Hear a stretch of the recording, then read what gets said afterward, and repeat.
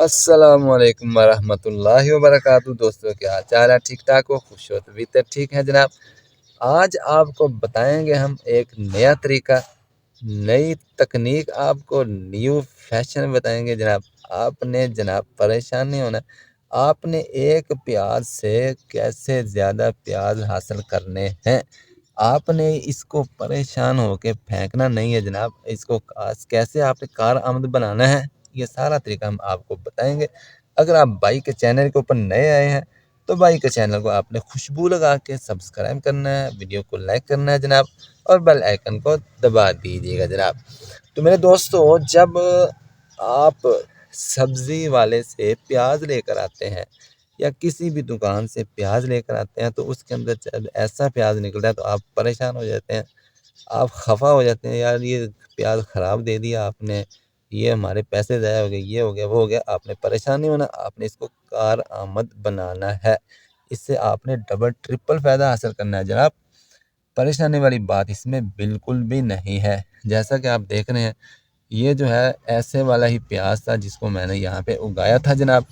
आपने इस एक प्याज से ज़्यादा प्याज हासिल करने के दो तरीके हैं। दो तरीके से आप इसको यूज़ कर सकते हैं, और फिर इसको जब भी आप यूज़ कर लें तो फिर इसको भी आप दो तरीके से, ये जो आपको नज़र आ रहा है, दो तरीके से आप इसका इसका भी इस्तेमाल कर सकते हैं। तो पहले तो आप ये समझ लें कि आपने इसको लगाना कैसे है, इस्तेमाल कैसे करना है। आप ये देख सकते हैं जनाब, ये बिल्कुल नरम मिट्टी के अंदर मैंने इसको लगाया था। तो आपने भल वाली मिट्टी, रेतली मिट्टी के अंदर आपने इसको लगाना है। बेहतरीन मिट्टी तैयार करने के बाद आप इसको दो तरीके से लगा सकते हैं। एक तरीका तो ये है कि आप ये प्याज लें, आपने इसको जनाब नीचे काट देना है। नीचे जगह बनाने के बाद आपने इसको यहाँ तक जनाब, यहाँ पे इसको दफन कर देना है, मिट्टी के अंदर छुपा देना है। उसके बाद आपने इसको जनाब पानी दे देना है। पानी देने के बाद आप देखेंगे जनाब, यहाँ से जो है ये स्टेम्प इसकी जो निकल रही है, ये इंशाल्लाह हेल्दी होंगी, मोटी ताज़ी होंगी। और जैसे ही आपको नज़र आ रहा है, इस तरह का इससे ज़्यादा इसके स्टेम्प्स निकल आएंगी जनाब, इसकी शाखें निकल आएंगी, इसके तने निकल आएंगे। दूसरा तरीका इसको लगाने का ये है कि आपने इसको जनाब यहाँ से काट लेना है। यहाँ से काटने के बाद आप इसको जनाब मिट्टी के अंदर दबा के, मिट्टी के अंदर दबाने के बाद आप इसको पानी दे सकते हैं। ये जो मैंने यहाँ पे लगाया है, ये यहाँ से इसको निसफ करके, यानी आधा काटने के बाद यहाँ पे लगाया था। इसके दो तरीके हैं। इसका एक तरीके तो ये है कि अगर इस तरीके से लगाएंगे, ऐसे का जैसे का तैसा ही, तो फिर इसकी शाखें ज़रा कम निकलती हैं। अगर आप इसको ज़रा निसफ से काट के लगाएंगे तो फिर इसकी शाखें ज़्यादा निकलती हैं। जैसे आप देख रहे हैं, ये बिल्कुल गुच्छा बना हुआ है जनाब। बहुत सारी इसके अंदर स्टैंपें मैं आपको दिखा दूंगा जनाब। ये तो हो गए इसके दो तरीके लगाने के। फिर लगाने के बाद आप इसको दो तरीके से इस्तेमाल कर सकते हैं, बल्कि तीन तरीके से। अगर आप अपने उसके हंडिया के अंदर, साला के अंदर आप इसकी ये भूखे, जैसे पंजाबी में कहते हैं ना, भूखा, तो यहाँ से आप इसको, ये जो ऊपर वाली है ना, इतनी इतनी शाखें काट के आप इसको अपने सालन के अंदर डाल भी सकते हैं। ठीक है। तो उसके बाद दो तरीके हैं इसको। फिर यहाँ से अगर आप इसको ऐसे ही रहने दें, आप इसको यहाँ से निकालें नहीं, तो फिर इसके अंदर जनाब बीज बनता है। बीज जो है वो यहाँ से शाखें निकलती हैं, हर एक में से एक एक, दो दो निकल आती हैं। एक प्याज में से एक निकलती है, या सिर्फ दो या तीन, यहाँ मैंने देखा है, तजर्बा किया है।